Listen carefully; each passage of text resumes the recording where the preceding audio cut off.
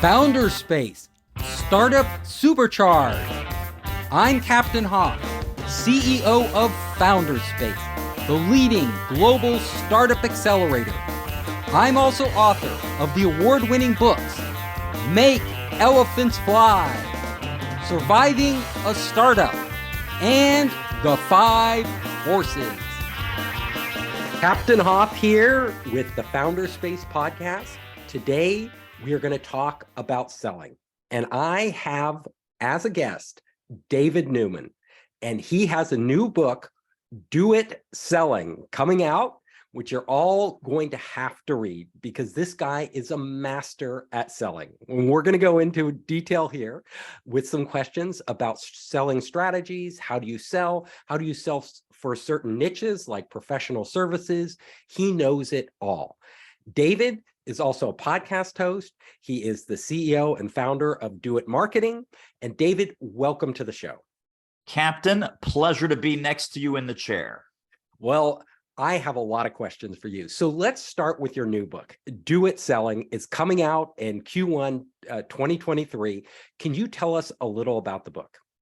Sure. So when I wrote the Do It Marketing book, which was about 10 years ago, about 1/3 of that book is about sales and selling. I had to sneak it in because, as many of your previous guests who are also sales experts have shared, many entrepreneurs, many founders, they hate selling. They love the work of their work. They love their product. They love their service. It's like, can we just skip the sales part? Can we just make the sales part go away? Could someone else do that dirty, nasty bit? So you really have to sneak it in. So when, people are doing their marketing, lead generation, prospecting, what happens when the dog catches the car? It's like, oh my God, Steve, I got a live one. Somebody wants to talk to me. How do I not screw it up? So my definition, my distinction between marketing and sales, marketing is everything that happens up to the point of winning a initial conversation. Voice to voice, Zoom to Zoom, face to face. That initial conversation is the demarcation point because at that point, we're in sales mode.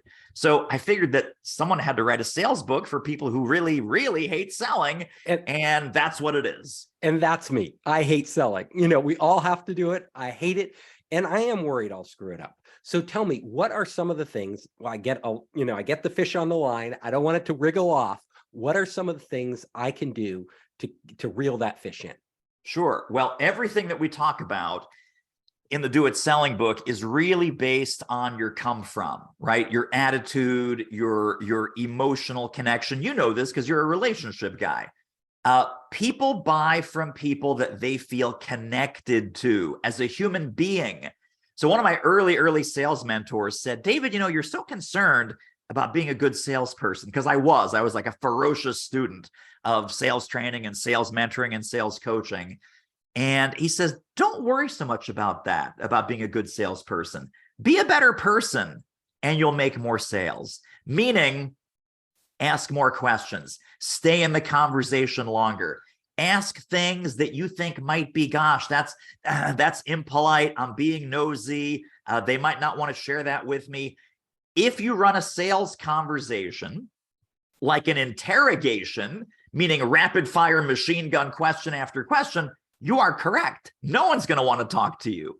If your come from is more like a journalist or more like an interviewer, and you've got genuine curiosity and genuine concern, and you really want to hold that prospect's interests above your own, whether they buy from you or not, whether they invest with you or not, whether they become a customer or not, really getting to know them, their problems, their wants, their needs, their hopes, their dreams, their aspirations. So in the Do It Selling book, we literally have hundreds and hundreds of questions over these 77 micro chapters. What to say in the initial discovery conversation, what to say in the follow-up, how to dig, how to peel the onion back, how to find the issue behind the issue and the question behind the question. If your come from is 100% caring and concern and curiosity, people will love to engage with you. It'll be a sales conversation like they've never had before. If you do it like an interrogation or like a desperate spammy, chaser, peddler, vendor, then guess how they're going to see you? As a desperate, spammy, chaser, peddler, vendor. And that's not fun for you, and it's not fun for them. Absolutely. So I know what you're talking about. And you mentioned some keywords in there, caring.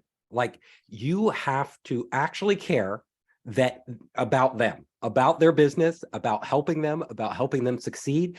And I think coming from that position is so vital in selling, because like you said, people, they care about their business and they want to work with somebody who cares about, who they feel cares about them and will help them get the best outcome.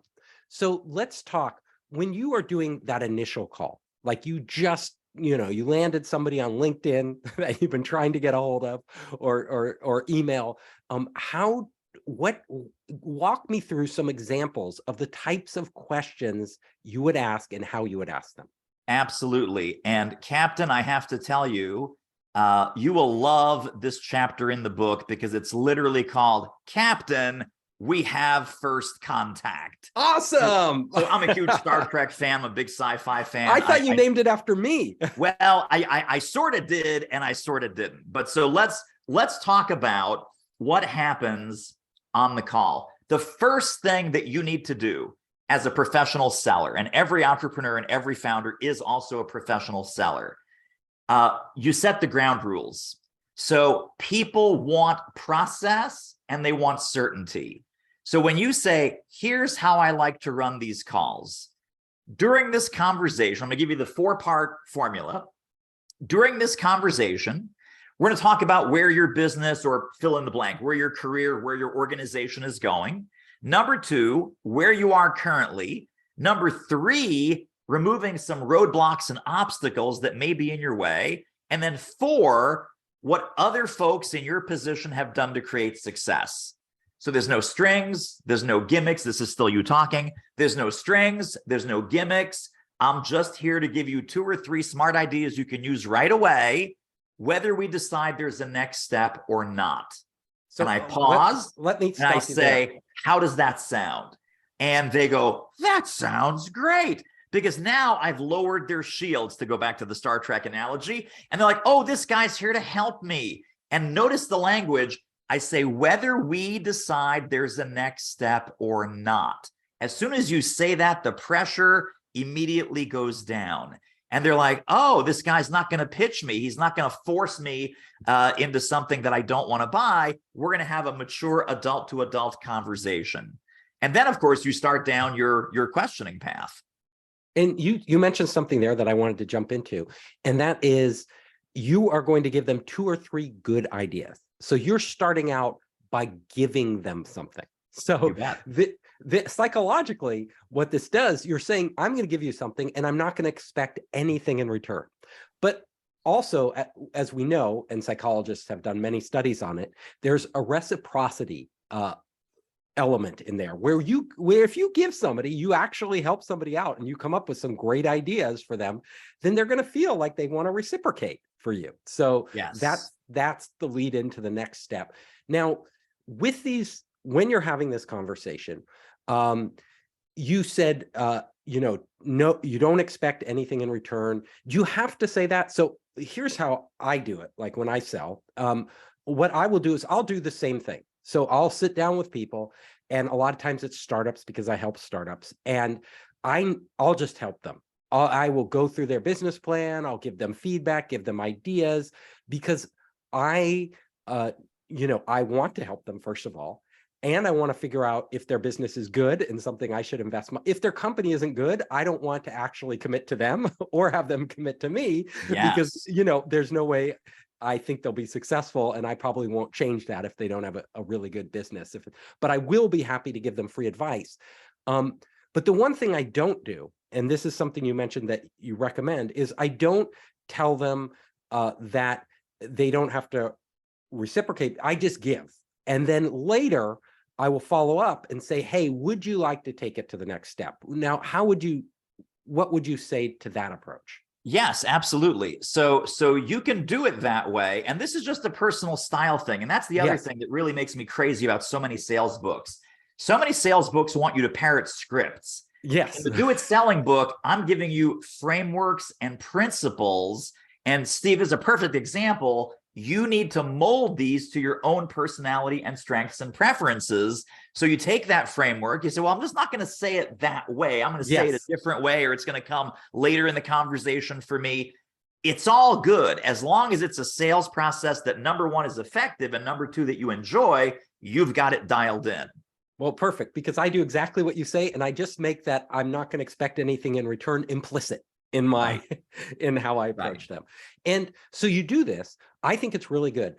So what you're doing is, the first step is you're laying out a roadmap for them, saying basically, I'm just going to help you. I'm going to give you some ideas, some feedback. But in order to do that, I need to understand your business. So we're going to go through some questions so that I can actually provide some value and help you.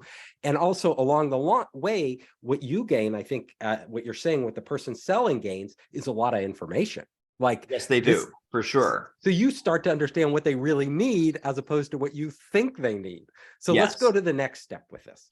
So the next step is, we're starting the conversation. My second question, right after that first question that we gave folks, do you mind if during this call, I treat you like a fee-paid client? And people go, oh yeah, that would be awesome. Or they say, well, David, what does that mean? And I say, thank you for asking. Here's what it means. I'm going to ask you some pretty deep questions, and I may interrupt, I may redirect, just as if we had started our work together. I want to get to the heart of the issue as quickly as possible, so this call can be as valuable as possible. Do I have your permission to treat you as if you're a client? Yes, that'd be great. So I'm, number one, telling them that this call is going to have value in a different way. Number two, I'm going to tell them, hey, when you do become a client, I'm not going to pull any punches. We're going to get right to it. We're going to uncover the BS. We're going to bust your self-soothing delusions. We're going to give you the roadmap, the plan, the GPS to get you where you want to go as fast as possible. Are you on board for that kind of experience? And just like you said, Steve, it's really about auditioning, right? Yes, we're helping them. Yes, we're giving value. Yes, we're giving them some light bulb moments, but we're also auditioning them. Number one, are they coachable? Number two, is this someone that I want to do business with? Are they ready? Are they brave? Are they fast? Are they smart? Do they have the intelligence that I want them to have? Do they have the action orientation that they need to have to be successful in your program, my program, etc.? So helping is such a beautiful audition process for your future clients that it truly is win-win-win. And then let me give you a couple more. Well, before you do, I'm going to sure. dive in there and say, this is beautiful, because it's also analogous to freemium marketing. You are literally giving them freemium marketing is basically try the product out, try it out, see if you like it. Yes. With you're a consultant, you're going to be advising them. You're saying, try it out. This is free. We're going to do exactly what we do when you're a paid client. So you could try it out. You can see how we work together. You'll get a feel for it. And that sets in their mind, oh, okay, this is what I'm going to be getting when I actually work with David or whoever. Exactly. We're not trying to sell them the experience. We're trying to give them the experience. Yes. And then the choice becomes, do I want to continue? Right. Is this a good experience for me? Right. It makes it much easier for them to make a decision. Now, let me talk about one of the deadly traps when we talk about ask a lot of questions. Yes. When we ask questions, there's kind of two general categories, right? There's me questions about what I want to sell. And then there's you questions about what you're going through and what problems you're trying to solve or what outcomes you're trying to create.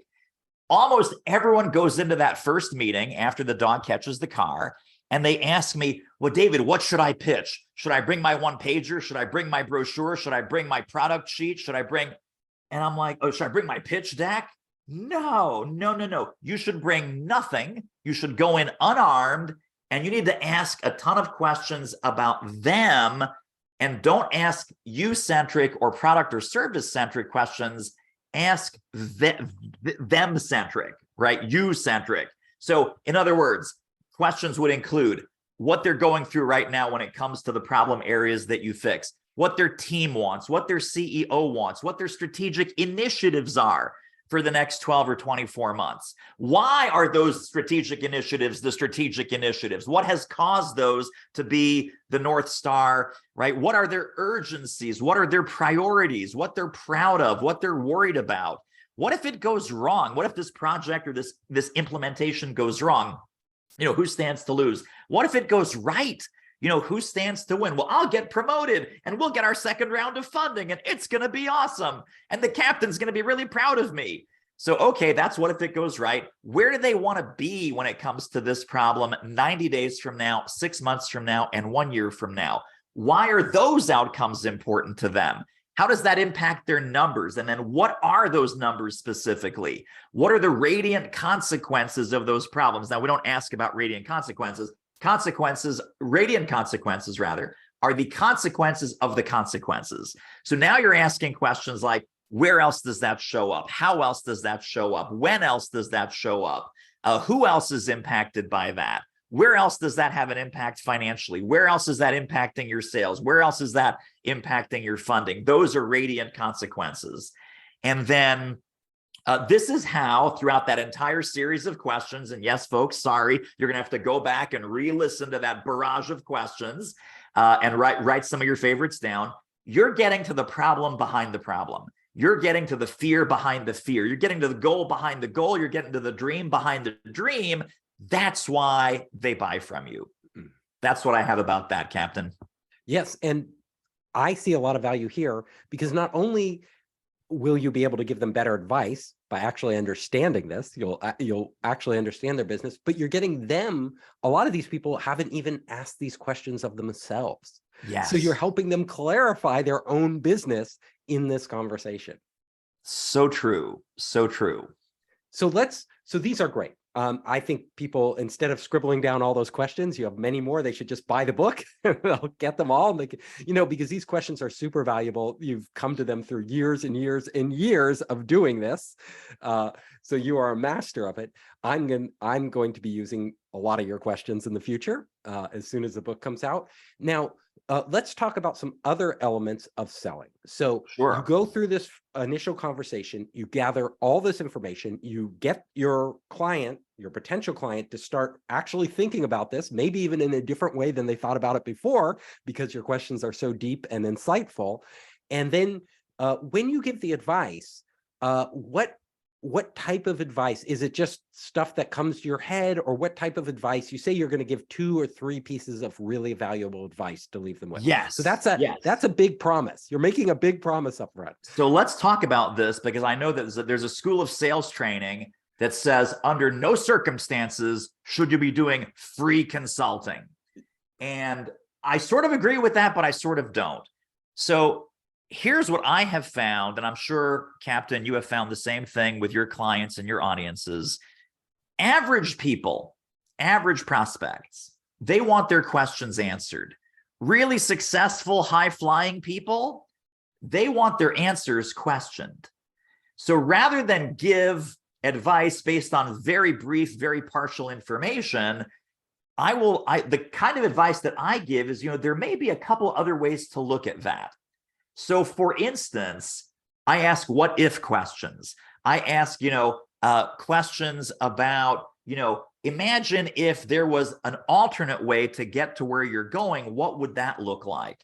So it's almost like the advice is really coaching. So I'm coaxing the answer out of them. I'm triggering their brain juices to think about the problem that they think they have in a completely different way, so they can get to answers that they could not have ordinarily gotten to asking the old question. So let's be clear on what this is and what this isn't. I'm not playing games. I'm not being coy. I'm not withholding advice. If I happen to have just a brilliant genius piece of advice for this person, I will say, I will tell you what, if we were in a client relationship right now, I would be willing to bet that your next best move is blank, and I will give it to them. So I'm not withholding that.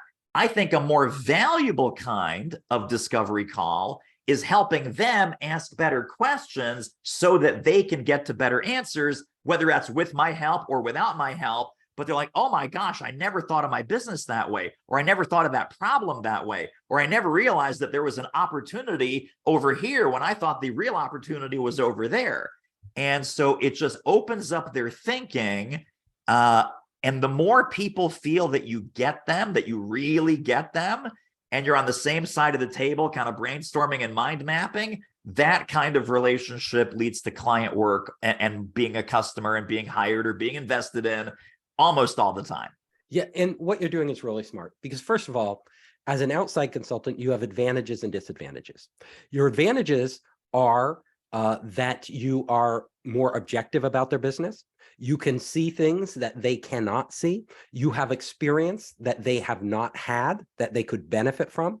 The disadvantages are they know their business much better than you. They've been doing this a lot of times 10 years longer. They know this business. They know their customers. They know their problems like you don't know them. So for you, it would be presumptuous for you to say, come in there and say, oh, I can solve all your problems with 3 magic answers at the end of this call. You're not going to do that. But what you can do is start to play to your advantages, which are, look, there are other things out there that you might not have thought of, and I want you to think of them. And, there are questions I can ask you being on the outside that you may not have asked yourself. You may have thought of, but you may not have gone deep enough. And I'm going to actually take you down that path, and we're going to see where it leads. That is really good. I love it. Absolutely. And then, this is like, think of this like a Rolling Stone interview, Rolling Stone magazine, or any magazine, Vanity Fair or the New Yorker, any sort of deep dive profile type of interview. The interviewers, and I've actually studied this because when I did the National Speakers Association podcast, I wanted to really sharpen up my interviewing skills. So I read all these books about how to interview celebrities and authors and experts. A professional interviewer that works for Rolling Stone, for example, they will prepare anywhere between 150 and 200 questions, and they will follow their questioning path up until the point where they hear something really fascinating or really interesting, and then they will totally throw the questions off to the side and say, Captain, you just said that you slept with Elvis and Marilyn on the same night? Holy smokes, tell me what that was like. So imagine saying, hi, folks, we're interviewing David Newman. David, here's the first question. Tell us about your love life. Well, there was the time that I slept with Marilyn and Elvis in the same night. Okay, great. Question number 2. It's like, no, not question number 2. You need to know when to slow down and when to dig and when to probe and when to really get into the weeds on something, because they've said something that is either triggering you to say, uh-oh, that doesn't make sense, or, oh gosh, that could be a hidden gold mine or whatever. But the interviewing process goes totally astray when you read the questions by rote. So I want you to think about the inner dialogue when you're in your next sales conversation. When you hear yourself say, well, hang on, that doesn't make sense, or gosh, I have no idea what they're talking about, or that's a piece of jargon I don't know. You want to stop and say, excuse me, Captain, you just used the piece of jargon there. I don't know what that is. So throughout this entire interview process, and I really look at prospecting as and lead generation and the sales conversations as a research and relevance and interviewing process.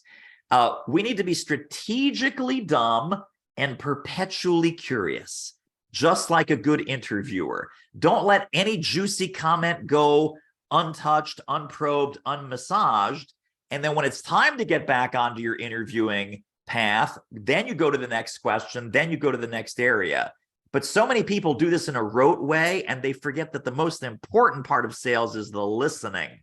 Yes, that's absolutely right. Because they could have all the best questions, plow through them and get nothing out of it. Like get nothing for the client, nothing for themselves, because they aren't listening. They aren't really understanding what their client is saying, and then there's no real communication. They're not forming the bond that you want to form, because the real bond forms when you actually understand what they're saying, and that leads you to another thing and another thing. And a lot of those things are unexpected. They're unplanned.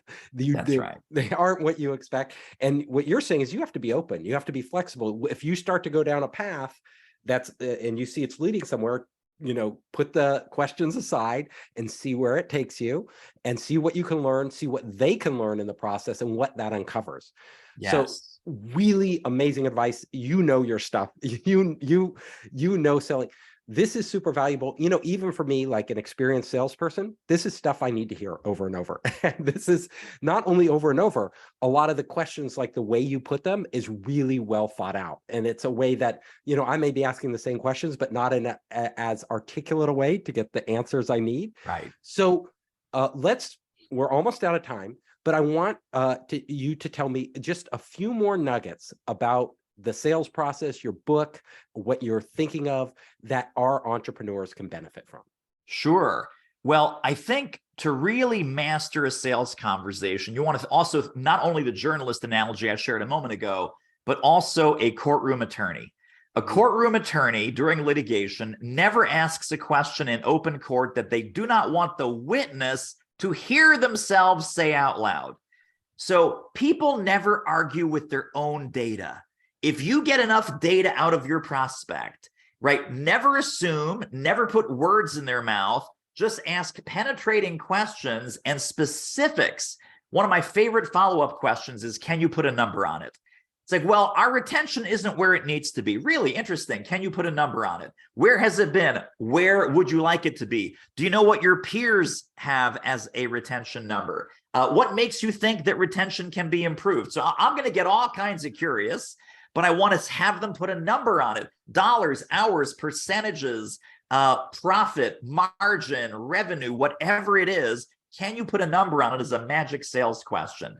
So as much as you can specify and cross-examine your person without it feeling like an interrogation, without it feeling like a cross-examination, you will get amazing results from that conversation. Final point, non-words. Non-words are sometimes the best sales words. So they just tell you some horrible development, some big crisis, some big opportunity that they might lose. Sometimes the most powerful words that we can say in a sales conversation are things like, wow, hoo boy, really? Terrible, unbelievable. Oh, that sounds bad. Geez, whoo, yikes, no, ouch, right? These words get people to open up and tell you more.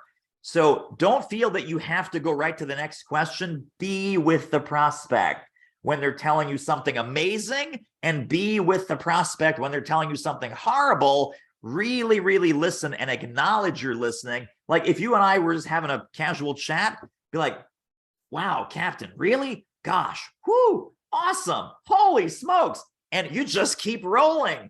Our job is to get the prospect to just keep talking. So final soundbite on that, a prospect who is listening is not a prospect. Think about that. A prospect who is listening is not a prospect. What does that mean? Prospect is someone who's talking. Get them talking and keep them talking. I love that.